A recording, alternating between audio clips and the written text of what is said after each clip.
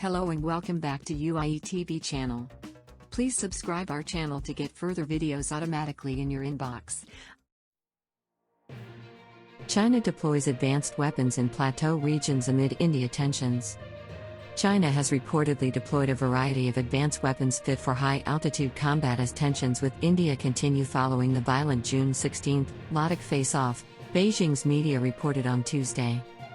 The move came as India continued to move forces and hold drills amid border tensions between the two countries. Global Times, a top Chinese newspaper that comments on international issues from a nationalist perspective, said in its report.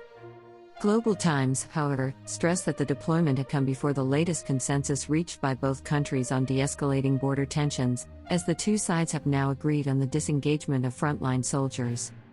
The weapons, including the PHL-03 and PHL-11 self-propelled multiple rocket launcher systems, PCL-181 vehicle-mounted howitzers, HJ-10 anti-tank missiles, TO-35mm anti-aircraft guns, Type 15 light tanks and Z-10 attack helicopters were deployed to northwest China's high-altitude desert regions and southwest China's Qinghai-Tibet Plateau, according to several reports by China Central Television, CCTV, over the past week.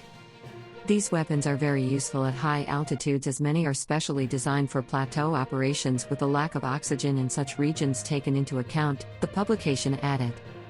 It further quoted an Indian media report as saying New Delhi recently held drills featuring aircraft including Apache attack helicopters at a forward base near the line of actual control Ladakh. The weapons deployed by Beijing were carefully selected to best suit high-altitude warfare and combat potential enemies' weapons of choice, the publication said, quoting a Chinese military expert. Indian government sources had said Monday China began pulling back its troops from along its contested border, following a clash between the two countries last month in which 20 Indian soldiers were killed. Troops had fought for hours with rods and clubs on the night of June 15, with some falling to their deaths in the freezing waters of the Galwan River in the western Himalayas. China was yet to confirm whether it suffered casualties. On Monday, the Chinese military was seen dismantling tents and structures at a site in the Galwan Valley near to where the latest clash took place, said the Indian government sources, who declined to be identified as they were not authorized to speak to the media. The sources had mentioned that vehicles were seen withdrawing from the area, as well as at Hot Springs and Gagra, two other contested border zones.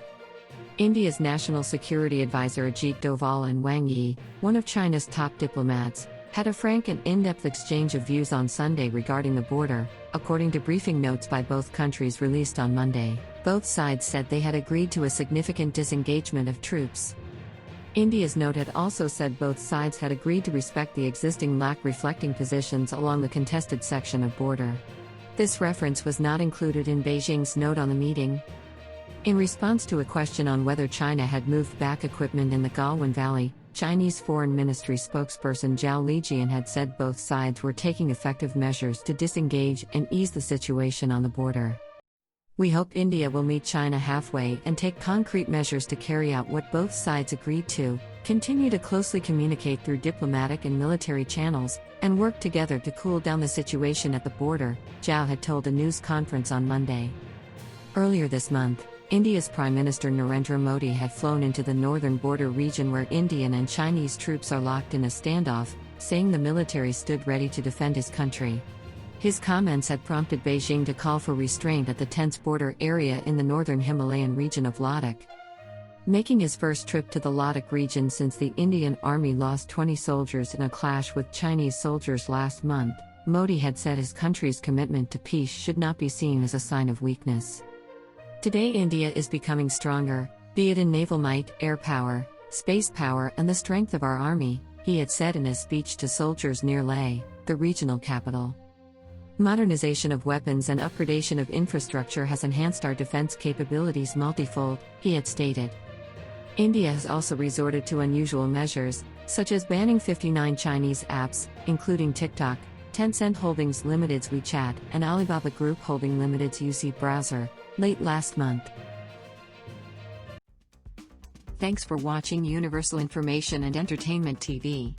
Please like and subscribe our channel for more updated videos, news, information and entertainment.